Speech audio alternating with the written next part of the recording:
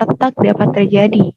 Untuk itu, resistensi beton terhadap sulfat diperlukan agar tidak terjadi degradasi beton yang dapat amat merugikan.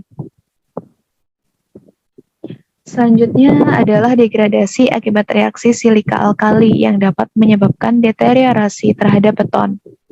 Untuk mencegah kerusakan oleh reaksi silika alkali, itu dapat dilakukan dengan cara yang pertama, membatasi kandungan alkali dalam beton atau semen, misalnya penggunaan semen Portland alkali rendah, yaitu di bawah 0,6%. Nah, yang kedua itu kita bisa menggunakan bahan tambahan seperti blast furnace like semen ataupun fly ash. Lalu saya akan menjelaskan tentang bab 4 yang membahas tentang kayu. Nah, kayu sendiri itu merupakan bahan konstruksi tertua di dunia. Bagian dari pasar kayu dalam konstruksi teknik sipil hilang ketika baja dan beton bertulang itu menjadi terobosan baru, tetapi telah kembali karena preferensi ekologis.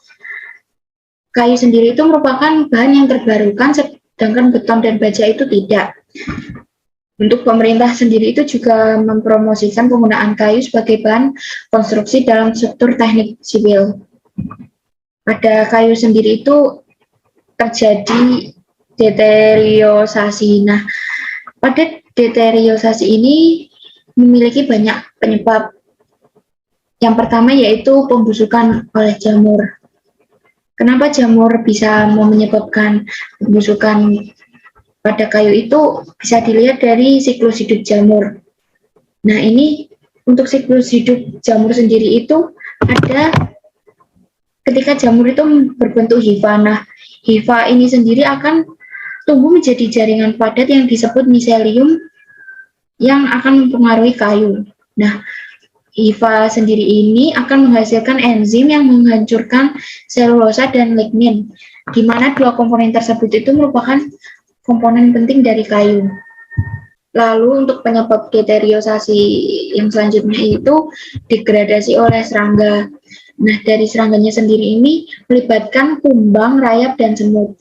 Nah, untuk kumbang kayu itu merupakan serangga yang mampu terbang dan bertelur di pori-pori kayu atau retakan dan memiliki larva yang menyerang kayu sehingga kayu itu mengalami kerusakan. Lalu untuk rayap, kayu yang rusak oleh rayap tanah itu mungkin menunjukkan sedikit tanda-tanda kerusakan. Nah, dengan ditumbuk pada area yang memiliki kerusakan tersebut akan dapat dideteksi. Dan ketika dipecah itu kita akan menemukan rayap hidup. Lalu selanjutnya ada serangan yang dilakukan oleh penggerek laut. Nah, dengan pengecualian beberapa kayu tropis yang memiliki daya tahan tinggi, setiap kayu yang tidak diolah dan disimpan di air asin atau payau dapat mengalami kerusakan oleh penggerek laut.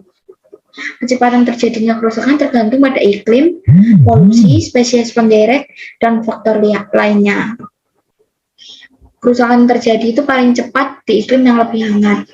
Selanjutnya yaitu serangan yang dilakukan oleh bakteri. Nah, bakteri itu akan mendegradasi semua kayu di hampir semua lingkungan. Namun, bakteri sendiri itu memiliki produksi enzim yang relatif kecil dibandingkan dengan pengurai lainnya, sehingga akan menyebabkan kerusakan yang relatif lebih kecil. Bakteri itu mampu mendegradasi kayu yang diawetkan atau spesies yang sangat tahan dalam kondisi di mana konsentrasi oksigen itu rendah. Selanjutnya ada pelapukan. Pelapukan alam itu terjadi karena kombinasi paparan sinar matahari dan kelembapan. Penyerapan radiasi UV dari matahari menyebabkan degradasi lignin. Nah, tadi sudah dijelaskan bahwa selulosa dan lignin itu merupakan komponen terpenting dari suatu kayu, sehingga ketika terjadi degradasi lignin pasti akan mempengaruhi juga pada sifat-sifat kayu tersebut. Dan yang terakhir itu ada serangan kimia. Secara umum itu kayu memiliki ketahanan yang baik terhadap berbagai bahan kimia. Ketahanannya terhadap asam lebih unggul dibandingkan dengan baja dan beton. Oleh karena itu, kayu itu sering digunakan untuk tangki dan atau wadah lainnya.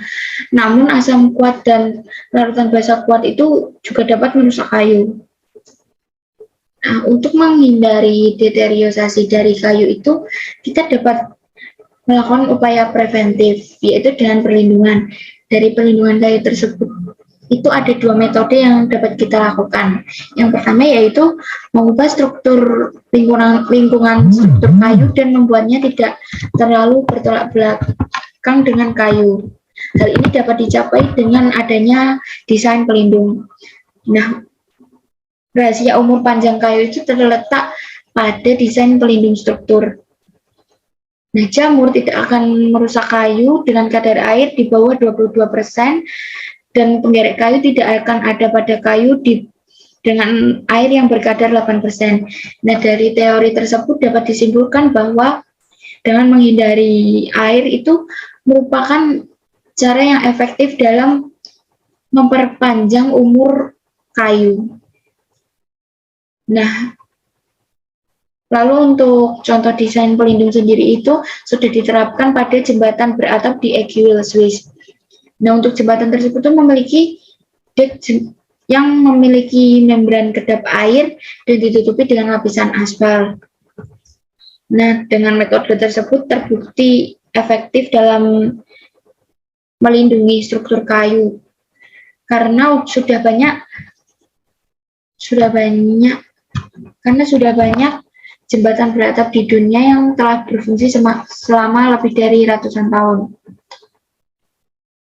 Lalu yang kedua yaitu membuat kayu lebih tahan lama dengan menggunakan perawatan pelindung. Nah, untuk metode ini tuh juga terdapat 3 metode lagi, yaitu memberi kayu pengawet, menerapkan lapisan pelindung dan pelapis, dan memodifikasi kayu secara kimiawi. Demikian presentasi dari saya, selanjutnya akan dilanjutkan oleh teman saya. Terima kasih. Ya, untuk bab 5 yaitu bahan berperforma tinggi baru. Beton apapun yang memenuhi kriteria tertentu yang bertujuan untuk mengatasi keterbatasan beton konvensional dapat disebut beton kinerja tinggi atau HPC. Kriteria beton berperforma tinggi diantaranya yang pertama yaitu ketahanan yang jauh lebih baik terhadap pengaruh lingkungan. Yang kedua, kapasitas struktural yang meningkat secara substansial sambil mempertahankan daya tahan yang memadai beton berkekuatan tinggi. Yang ketiga, waktu konstruksi yang berkurang secara signifikan. Yang keempat, kemampuan beton segar untuk mengalir dengan mudah untuk mengisi pekerjaan backcasting dan membungkus tulangan melalui tindakan grout hanya sambil mempertahankan homogenitasnya.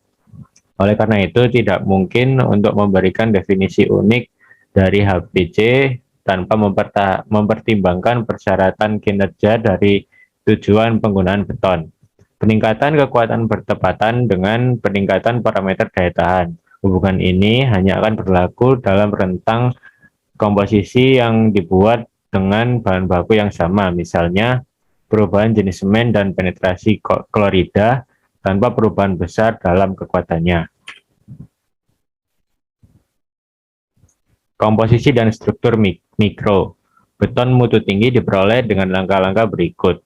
Yang pertama, rasio air semen rendah, kurang dari 0,4. Penggunaan reduksi air tingkat tinggi kadang-kadang disebut sebagai superplasticizer. Efek dari ukuran ini pada mikrostruktur adalah penurunan ukuran pori rata-rata, terutama penurunan pori kapiler 0,03 sampai 1 mm dan pasta semen yang lebih homogen. Namun harus diperhatikan bahwa tidak setiap peredam air kisaran tinggi memiliki efek positif. Ketahanan terhadap bahan kimia secara umum, ketika menggunakan konjugan reaktif, ketahanan terhadap mekanisme degradasi kimia akan meningkat. Ini berhubungan dengan yang pertama ada penurunan kadar kapur bebas yang ada, yang kedua penurunan permeabilitas dan koefisien difusi, dan yang terakhir penurunan alkalinitas air pori. Baja berperforma tinggi. Baja berkekuatan tinggi telah ada selama bertahun